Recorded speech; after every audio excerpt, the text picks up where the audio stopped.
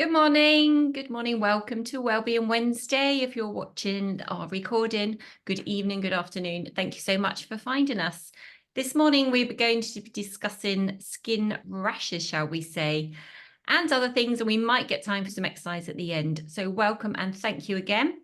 First of all, this morning, I'd like to introduce the wonderful June Tranmere, Canadian health goddess, I hear. Good morning, June. Well, okay.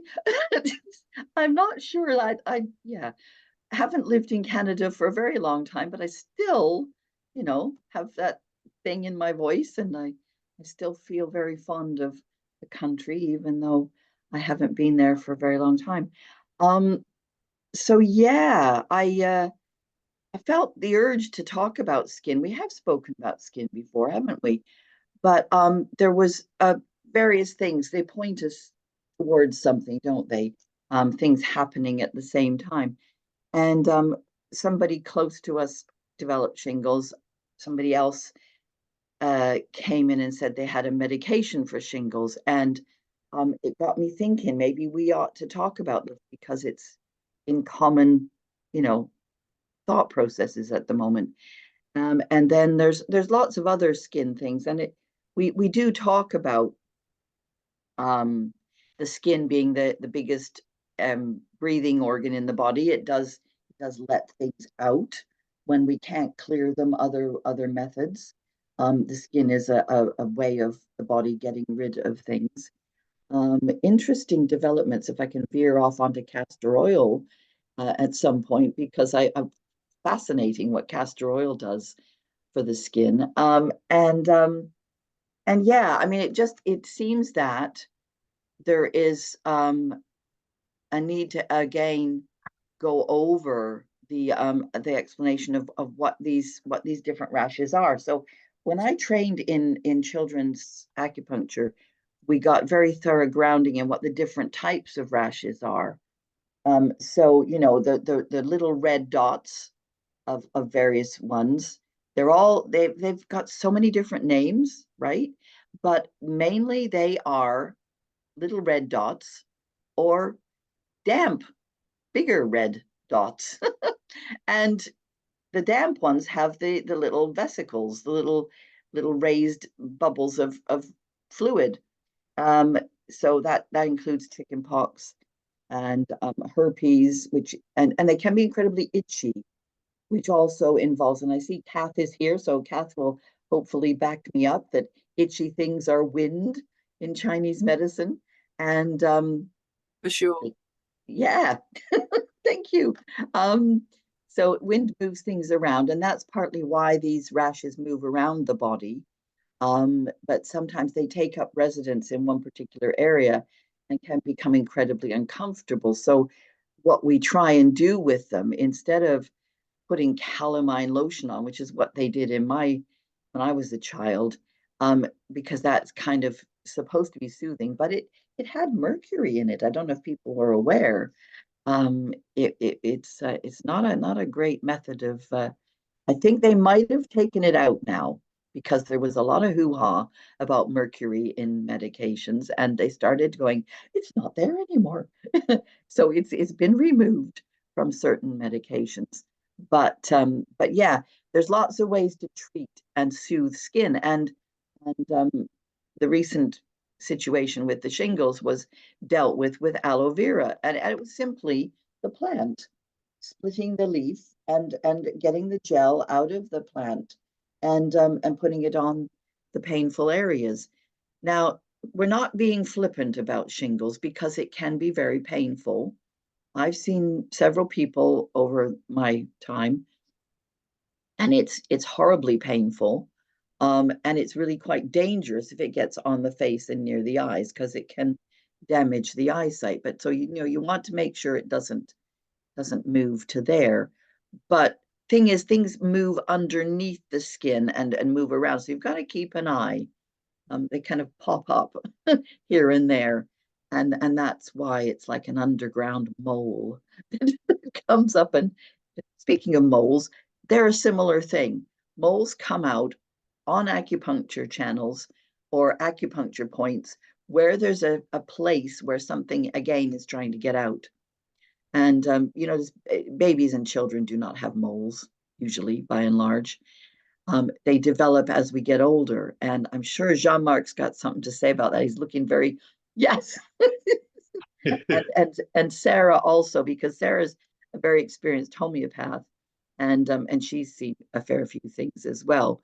So I would just say, with regard to shingles, do not get frightened of being a victim of illnesses. This is the important thing to remember. Illnesses are our body's way of trying to heal things, and we need to be calm, but also effective and do rational things. So aloe vera is very good, and acupuncture is very good, and cupping has been very effective for the shingles pain in the past to get rid of it. Jean-Marc, take it away, because I'm getting croaky here. Yeah, zona, shingle, right? Zona in French or shingle in English. Yeah. Good morning, everyone. The way to start the day with a shingle, right? Shingle, it's obviously very much a reactivation of the virus or the chickenpox, and very much around. Obviously, it tends to touch people over 50 normally. And many when you have some sort of like immunodepression, so it can be a lot of stress. It can be following some medication with the drop the immune system. People with the psoriasis and Parkinson tend to develop more shingle. So you got the one which is affecting the trigeminal nerves, which is around the eyes, right? And you got the one most of the time is what we call intercostal, which is along the spine or under the armpit, which is very, very, very painful. So there are a few ways to treat it. The mushroom for that, they are very good. The association of turkey tail and reishi. Or turkey tail on its own, it's also very powerful, but when you associate the two, it makes even more powerful because both of them are powerful antivirus. So the association of these two mushrooms is very, very interesting. And honestly, taking all during the winter and taking mushroom then and there, Ganoderm or reishi, the same name, different. It's the same mushroom, but different name. So taking a bit of a reishi or taking a bit of a turkey tail on a daily basis, many during, because this sort of a cold and flu and all that cause an immunodepression, and other factor, people when they had also COVID sometimes develop also shingle. So there's also a product which is quite interesting. Well, it's not a product, it's a trace mineral called lithium. And it's a very good in massage, very calming. So soon you got some, because at the end of the day, lithium, when you're taking some lithium, it to calming down the nervous system. So you can use also the lithium as a massage on the skin, on where the shingle is. It really calming straight away. It's soothing and calming. I developed also a cream with friends with essential oil. With that, it's instant. It just calm the burning straight away down, and more you apply on it, more it will help the shingle disappear. So I had a very good success with this this formulation we did, because I developed this cream during the pandemic where we went through. and to help the people to go through the virus, which is COVID virus, was affecting all the respiratory system and rebuilding the immune system. So this sort of cream you pass on the meridian of the lung and on the chest, around the neck, and and under the sole of the feet, where the venous system is, and straight away you're boosting the system.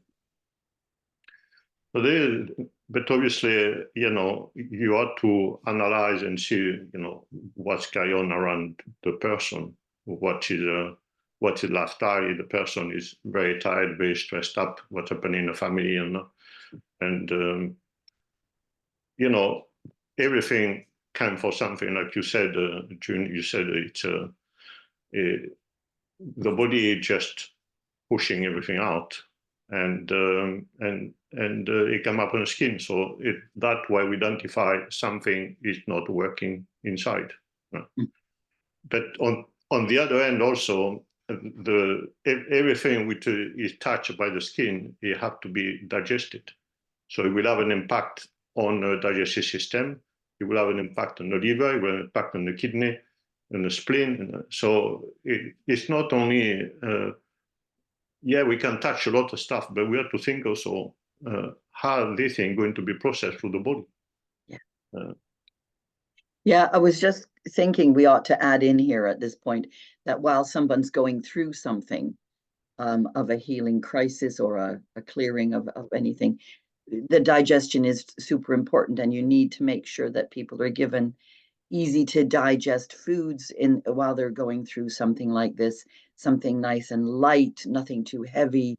Make sure the bowels are moving efficiently and that kind of thing. Sarah, homeopathy, got a lot to say about this, I'm sure. Yeah, I've treated a few cases of shingles recently, in this last probably year or so. I think the last case was possibly the worst case I've ever seen. It was so incredibly painful for him. Now, this is a guy who never complains about anything. He's a very stoic character. He's really chilled, really kind of, no, it'll be fine kind of guy. But he was up all night, every night, he said it felt like a cattle prod being poked in his all the way around his side, actually. And as the rash moved from his spine all the way around the front, he said the cattle prod sensation moved as well. It was so painful. I did support him with homeopathic remedies, and there are loads that we use for it. But there are a few that are kind of the first ones that we think of. So nerve pain, because that's what it is. And one of our first remedies that we use for nerve pain is hypericum. Now, I don't know if I'm allowed to show these boxes on here. It's not advertising, but these are readily available from the homeopathic pharmacies. One of them is a kit mine's a bit worn off, unfortunately, but from Ainsworths. And there are 42 remedies in this kit. It comes with, I'm not selling them, honestly. It comes with a little booklet which has your repertory in there, and also your materia medica. So your repertory is the thing that where you find your symptoms, and then you're looking at the materia medica for the remedies itself. And then that comes with 42 remedies in there. And this book tells you how to use them. And I think there's a little chapter on chickenpox and shingles here. Helios also do a really good one. This is a very basic kit, which is an 18 kit. They also do 30. But there's something that I do recommend people get, then they can treat all kinds of things at home. And the other little thing that I also think is marvelous is this great little book called Homeopathic Prescribing by Stephen and Lee Kayne. It's fab. And in there, they do these little pictures where you can follow the symptoms of things. And so, for instance, for shingles, it says, is it relieved by warm compresses? If it's yes, then you go down to the next bit and it says, does it disturb the sleep? And if it doesn't disturb the sleep, then you give them rust hot. And if it does disturb the sleep, you give them arsenicum. And there are, you know, you can go through all the different symptoms there. So when it comes to when it came to this particular case of shingles, I treated him with a combination actually, and then giving certain remedies of those in higher potency. So we were doing kind of 200s, which is one of the it's quite a pokey potency, but we would also wang in a really high potency of something if we realised that it was that it was really doing the picture of that one. So we'd wang in a high potency of that, which would help to relieve that particular. So hypericum's the first one. Rus tox is another, you heard me mention. Arsenicum, particularly if most people have said, oh God, no, don't put anything hot on it because it's a burning kind of nervy pain that they have. But some people's burning pains are relieved by applying heat to them. So then in that circumstance, we would use up the remedy arsenicum. There's ranunculus B, which is, I think, made from a buttercup. There's Missourian. There are lots of remedies, but when it comes to homeopathy, we need to match the symptoms of a remedy to the symptoms of the person. And when you get that right, or as close as possible to the remedy picture, then you're going to really help somebody to better. Yeah, and it's important to say for people who are maybe not familiar with homeopathy that it's not a question of taking more of it. You take a little bit, a very small bit, and then you wait. Yeah. And you see if it's effective. That's my experience of it, not being a homeopath, but our family did go to the homeopath quite a lot when my kids were little, as well as using my Chinese medicine knowledge and kinesiology. But yeah, it's marvelous the way the energy works to get in there and change the energy, because we're not talking about suppressing things. This is about helping facilitate the flow out of things. And this is where the acupuncture and the cupping, I wouldn't do cupping right over the shingles, but afterwards, if there's any lingering pain and there's scarring sometimes. So you need to get that blood and energy moving again to help finish the job of opening up the pores and getting the energy out that has been disruptive. And that's what homeopathy does so wonderfully well.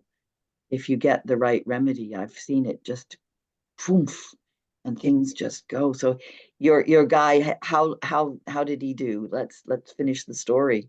Well, he's fine now, but actually it did take a long time.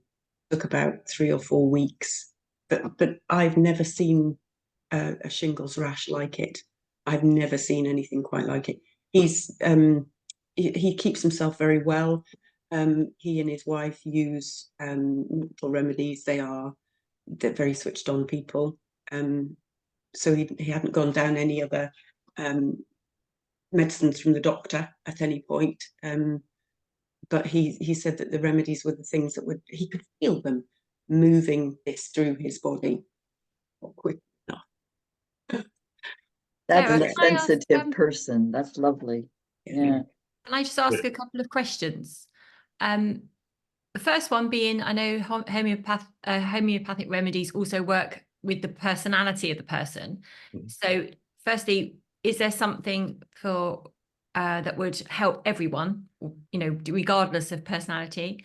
And secondly, when should someone first seek help? What presents first? Is it the small dot, the big pustular dot?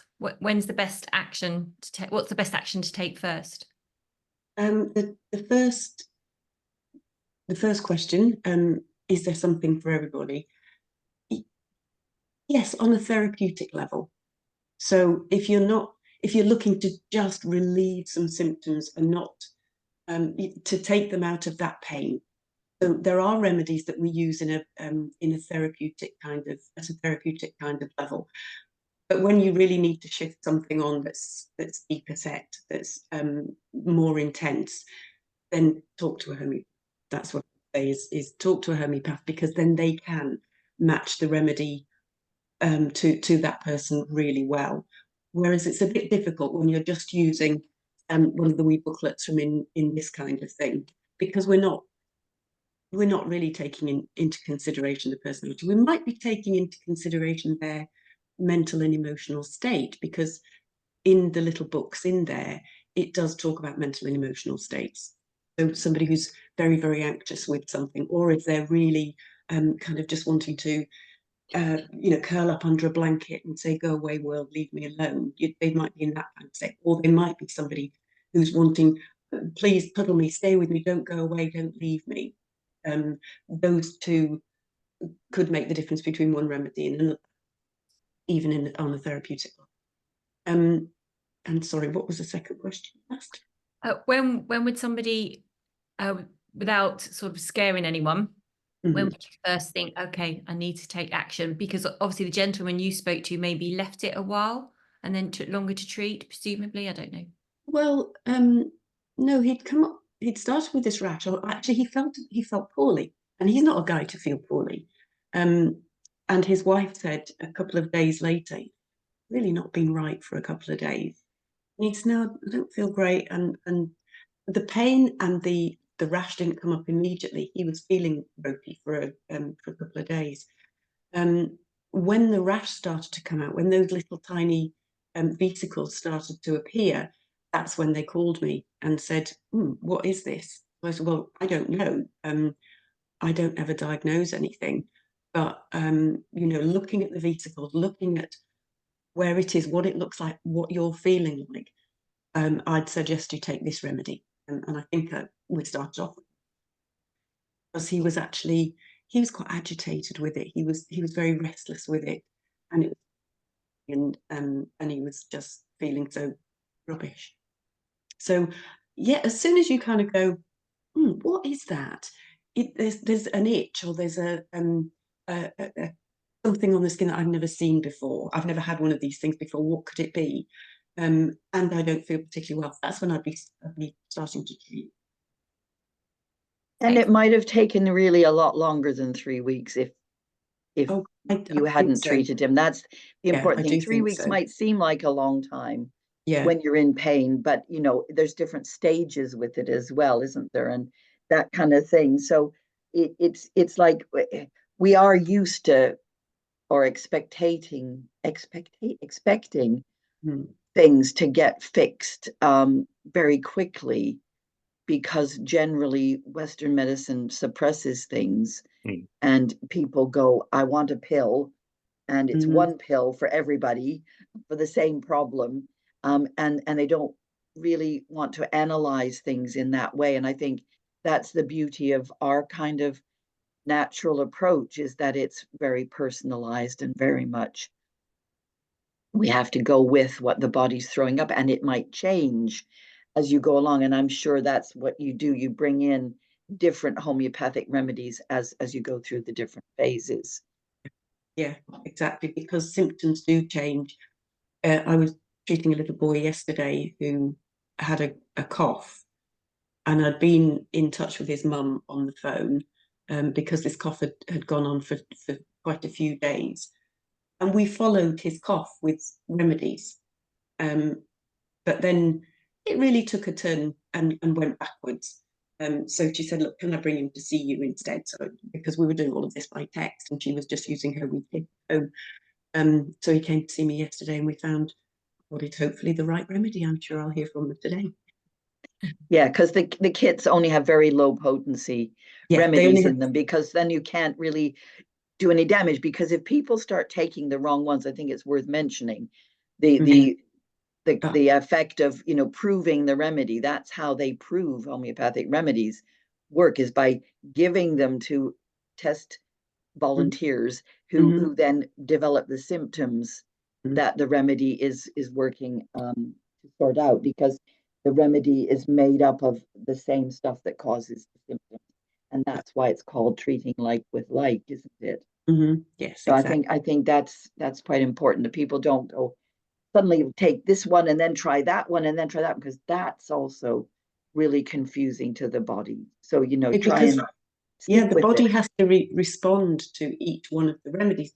What we call the vital force of the body has to respond. So we give it a remedy, we're giving it an energetic kick in hopefully the right direction, the direction that it was going. We give it a kick in that direction, and it dumps back onto its path of good health.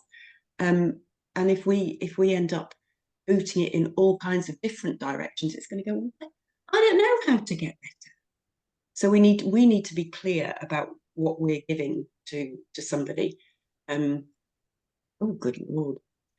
Well, but that doesn't matter. You can take a whole vial full, you can take a whole skip full. If you take it all at once, it doesn't matter.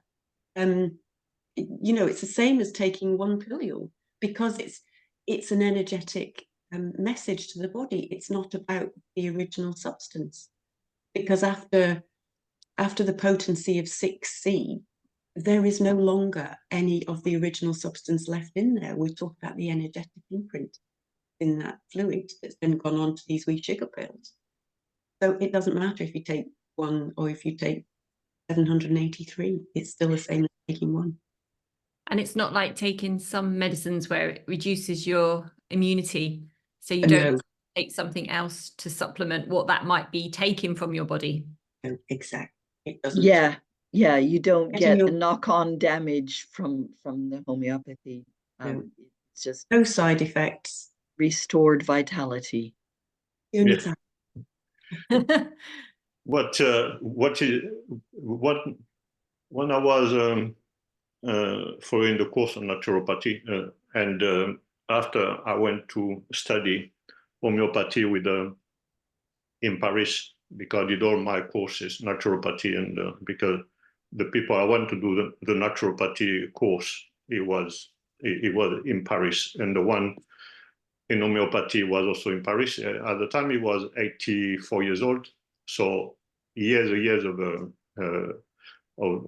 consultation, experience, and all that. And he always was saying, he said, if you want to identify your case, you just look into your waiting room. The way the person is dressed, the way the person is sitting, if the person turn around and he losing patience, he said, you already know. If you got this guy which is big and sweating, and you know this, and quite choleric, you know it's a nux vomica. So you have to start with nux vomica. If you know, so, or the morphology of the face, you know, you can be more that or that. So it was very interesting, because he said that way you start. Yeah. It's when you see the person said, oh, I'm scared to death. Oh, that's aconite. Mm-hmm. Because people are on aconite, they're always scared. So when you give aconica, straight away they're still better, right? Mm-hmm. They feel much grounded. So it's not homeopathy is not in the hand of everyone. You see a lot of doctors, they instead to give you a painkiller, they give you arnica. So it's instead to doing that, they're giving that. They said, we're doing homeopathy. And sometimes when I look at the homeopathy prescription, I said, who done that? Because you can see it has been done by somebody which is not a homeopath. Because homeopath, you need to have that in the body, you need to have that in the blood, because you have to spot it, the sensitivity, it's everything. To be a good homeopath, you have to be like a homeopathy, you have to be sensitive. Because homeopathy, what it is, it's an information you don't see, but you feel the power. And, you know, doesn't matter which potency you will use, but if at the right time, on the right day, it's an incredible, powerful, and you know, after more than 200 years, it's still, it's like a Chinese medicine, it's like Ayurvedic, and they try to destroy, they try to clear all these things, and they're still there. Why? Because you cannot demolish this other therapy. They are ingrained in the body. They are ingrained in a system. So I will be fascinated with all this natural medicine. They are so in tune with each other, right? Because the philosophy at the end of the day is always the same. it's according to nature, according to landscape of nature. So you always work on the same way, you know. And if you look at the homeopathy, for example, when Hahnemann he came up with the homeopathy lead, right, which is to unblock the system and mainly the colon and all that, because he found out when one of this family member was poisoned with lead, and he started to have diarrhea, and he said, "Oh, that is it's an interesting thing." So he started to give that in homeopathy and he realized he clearing the system. Mhm. So a lot of things like that appear because what is interesting with in all this therapy, right? Because we don't have all the X-ray, the blood test, right, on first sight, right? We have to be an observer, and we have to be a good listener. And when we listen, I found out the person which give us the protocol is the person which is in front of us. It's not us. Because sometimes you said, okay, you on the phone, you say, oh yeah. On the phone, the voice change, you know. So you say, it's not what it's about. But when you got the person there, you're listening, and you realize it's more than, it's not what you are thinking. You have to go where the person is leading you, because illness is there to heal the people, not to destroy. And that I found that is the beauty with all this this therapy, to be a detective, a good listener. The more you listen, the more we understand. Mm-hmm. Yeah, I was going to say that very thing. Observing is the key thing to a good analysis of what's going on. And like you said, observing the environment, observing the situation, the weather, that is so important to us in Oriental medicine perspectives. You know, the house, the people around you, you know, the movement of the person, like you say, looking at their physiognomy and looking at the way that they move. And, you know, with children particularly, you look into their eyes to see, is there a shining spirit in there, or is it dull and, you know, far away, and like the body is now gone deeply inside. Things have gone, the energy's gone deeply inside the body to try and move stuff rather than being out there anymore. And so that's partly why we recommend rest, because we've got to give it that chance to do that inner work. And it is about restoring the natural vitality that is there.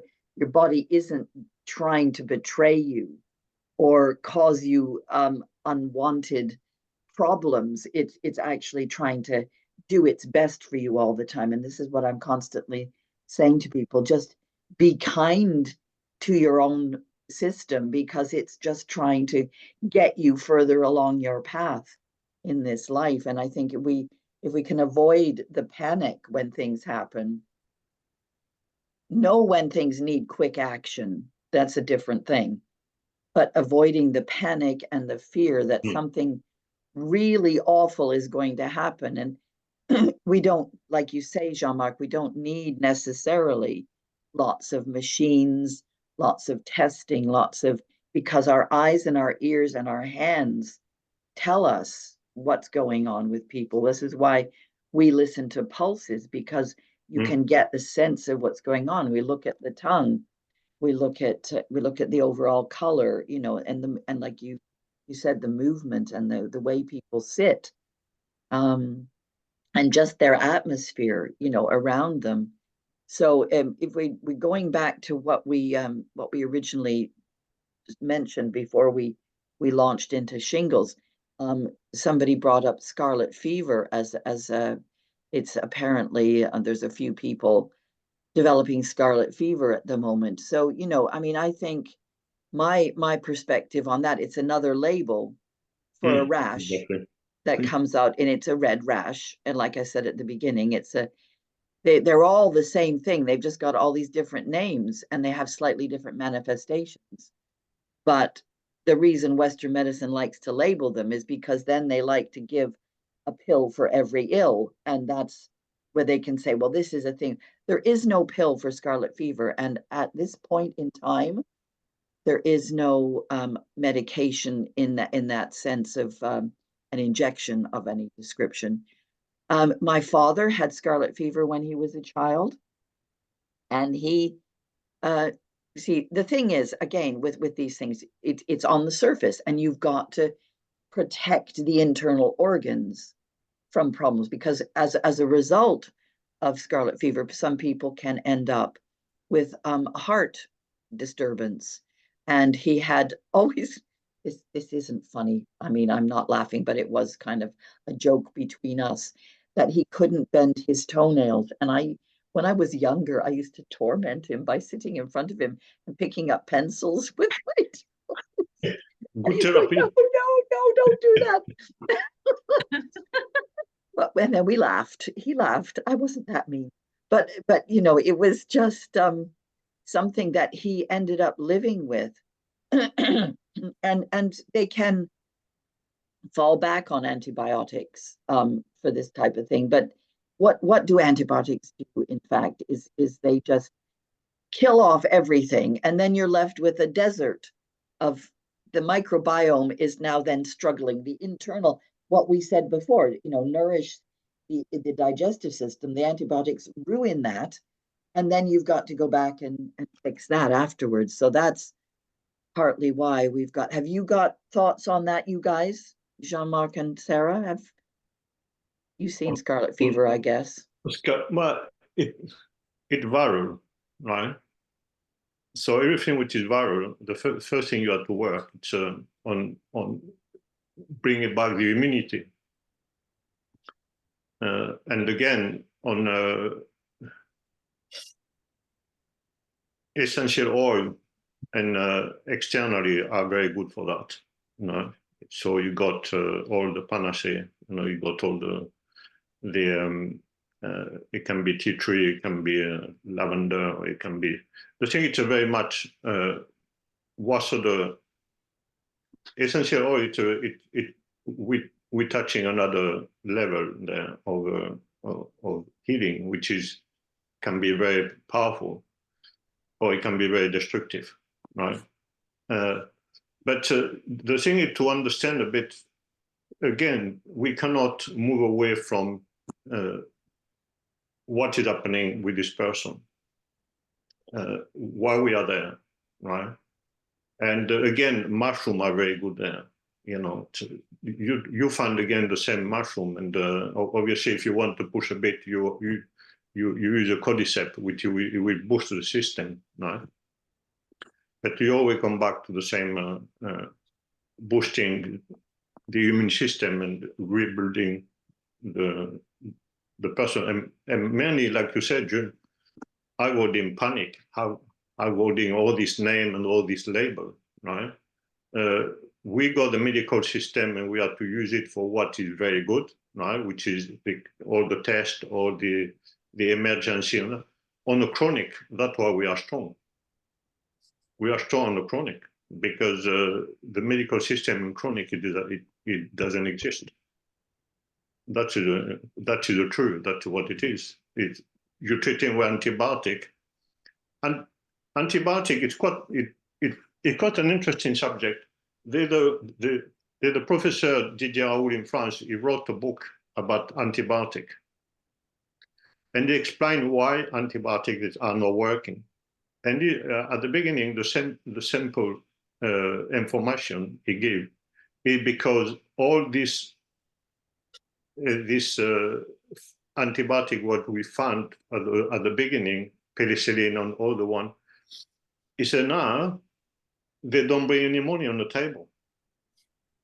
So it's not that they're not working, we don't use them because there's no money there. So they bring new stuff which doesn't work. He said, he's the professor of the big university hospital in Marseille, and he wrote the book, and that's what it's about.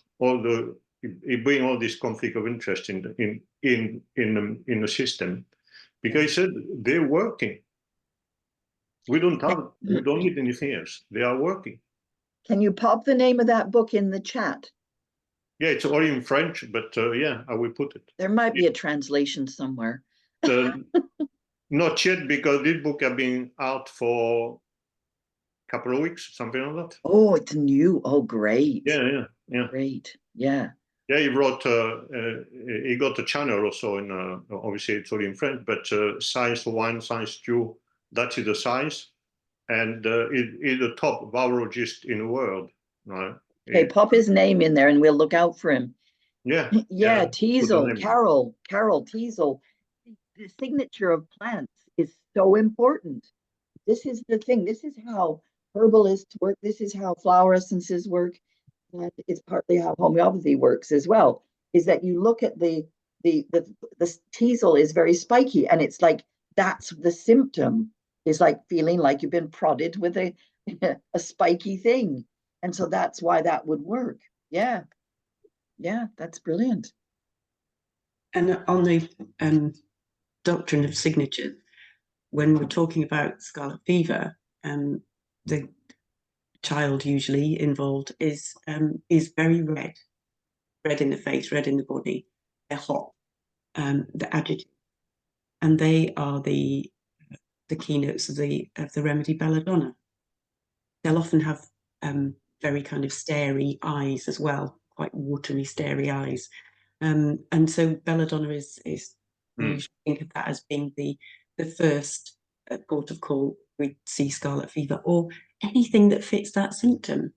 That picture of being red and hot and dry with a raging sore throat.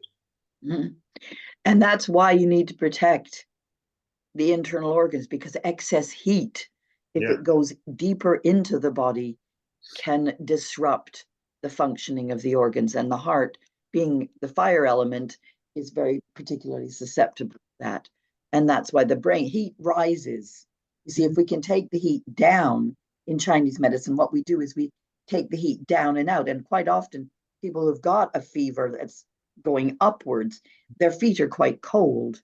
So we warm the feet with moxa, or acupuncture points or massage or whatever, and bring the heat down and out of the body.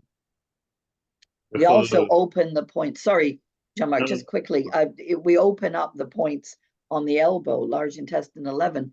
I had a patient's mother saying she has, I ate cheese again yesterday. What's wrong with me? Every Tuesday night I have cheese. It's ridiculous. No, not every, but I did again.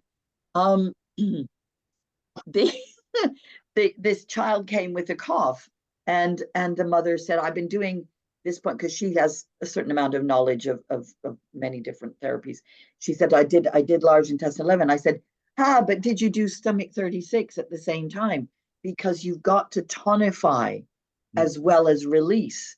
We can't just go releasing stuff, because the body needs enough energy to continue that releasing. So that's from our perspective. So you must do the tonifying work. And this is why I always talk about massaging down the legs on children, particularly from the knee to the ankle. It's good for the digestive system and clears out stuff that might be stuck. But it also brings heat down, and it also helps support the body to throw things out if you're using that simple point on the elbow. Sorry, Jean-Marc, carry on.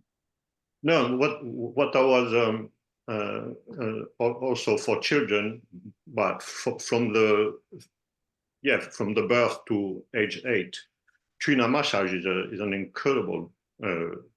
I've been treating my children because my channel doctor near me is a pediatric doctor, and he also the guy which he going to make a dent into the channel medicine in a tongue reading, because what he come up with is so it's teaching also this thing, but it's all the courses are in Chinese.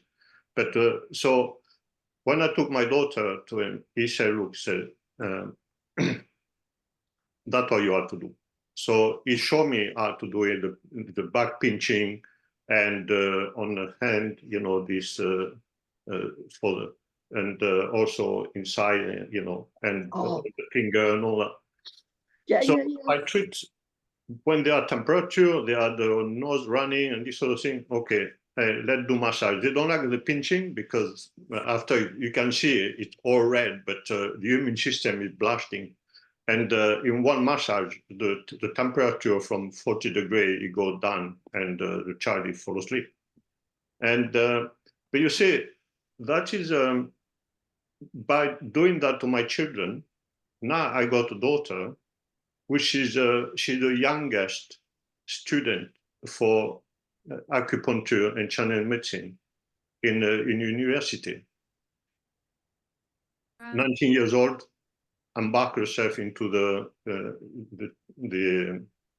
study of acupuncture and Chinese medicine. So because the thing is, as a therapist, we have to be a teacher. And we are not just here to, take people by the hand all the time, and we are to teach them to wake up this inner power. We lose him because we're passing the power to somebody else all the time. And if you don't mind, I want to share a case study with you because it's quite interesting. I had a parent, they had a twin daughter, right? One, she's, by the time she was 4, so she was a normal baby, and the other one much advanced, like a 10, 12 years old child in Arizona.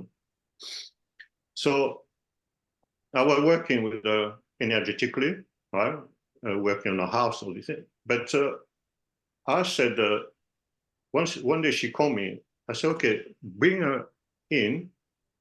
And but she said, the only time we can bring her in, it's on Sunday morning because, so okay, bring her on Sunday morning. So can we bring her at 7 o'clock? So yeah, bring her at 7 o'clock in the morning.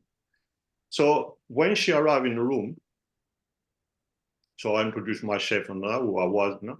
And I prepared some 10 essential oil little jar. And I said to her, pick up the one you want. So she picked up 3. And after that, I said, okay, now we're going to do something.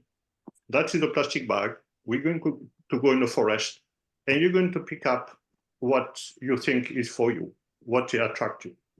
So we went in the wood, and this little one, she was picking up a stone, but all the stones were around it. She was picking up some leaves, which were from oak tree or so. And after we had a beautiful chicken in the wood mushroom on one day. So you can have that. So there you can have a bit of that. And at the end, after 2 hours spent in the wood, back in the room, I said, okay, now you can go home. I got enough information. I will prepare a treatment.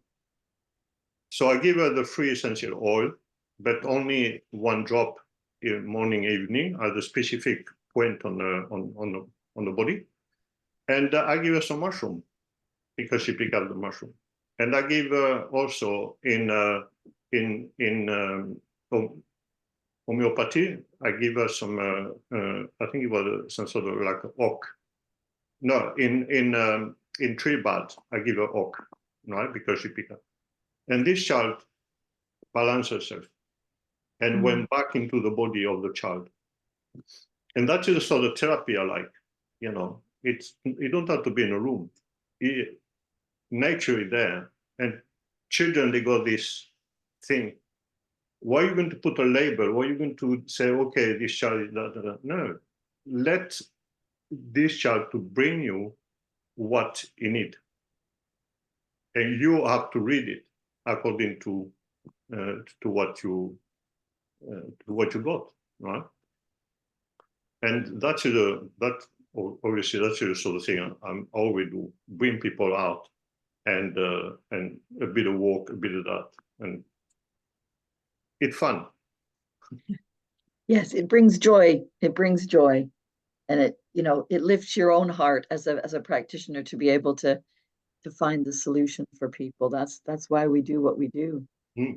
Yeah, exactly. And when they find it for themselves, it's so exciting, isn't it? That actually that little girl went out and found exactly what she needed. Yeah. Yeah. It's you know, Mhm. like you were talking, Sarah, about the belladonna. Mhm. The belladonna is very interesting because belladonna in Italian, you get, you know, beautiful woman, right? But because the belladonna is opening the pupil, right? So it make the woman beautiful, right? Mhm. That's called belladonna. But in homeopathy, when you give it, because of high temperature, so you bring the temperature down, and obviously the pupil is getting smaller. Mhm. So homeopathy, when you study where this thing come from, it's like when you use a tree bud, you know, why you use a tree bud for example, you got the like, you know, like oak, it's so the product you're going to give to many men because they're lacking of power, right? So you got so many of them, which is very beautiful. You know, you will use the blackcurrant in every inflammatory problem, you know, arthritis and all that. So you use the blackcurrant tree bark. So we got, you know, all this, it all born from observation. Mhm. I'm going to have to scoot off because I have a bus to catch and I've got a bunch of other things going on at the clinic today. I'm so sorry. This has been so fascinating. Thank you guys so much for joining us today. And Carol for the teasel. I shall carry you, that June. picture of a teasel in my mind all day long. Thank you. Thank Thank you. you, June. Thank Mm. you. Delightful and fascinating as always. We will end the recording now. So thank you so much, everybody, for joining us. And if you found us afterwards and watched the recording, again, thank you. Please give us your feedback. All the contact details will be on the YouTube description. And on behalf of the People's Health Alliance, have a wonderful Wellbeing Wednesday. Thank you. Ciao, you too.